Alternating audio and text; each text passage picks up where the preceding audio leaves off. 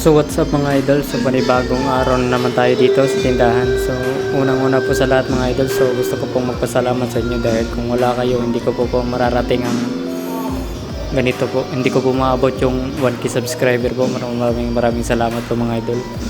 So dito po mga idol, so nag-ayos tayo dito ng Magic Chips Chocolate po, Magic Junior po.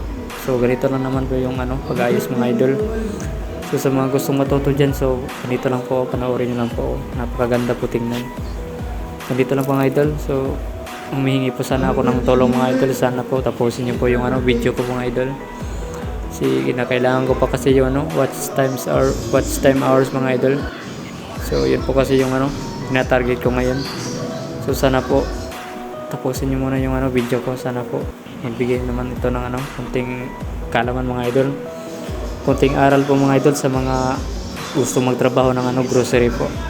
So ito lang po yung kaya kong gawin ito lang po yung ipapakita ko po na display po. So sana po marami pong kalaman yung naibibigay ko, marami pong idea na makukuha po. So ganyan po mga idol, napakalinis po tingnan, napakaganda po. So ipapakita ko po sa inyo mga idol yung after nyan.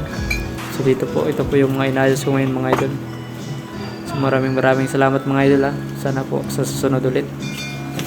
At huwag mo kalimutang mag-like mga idol at mag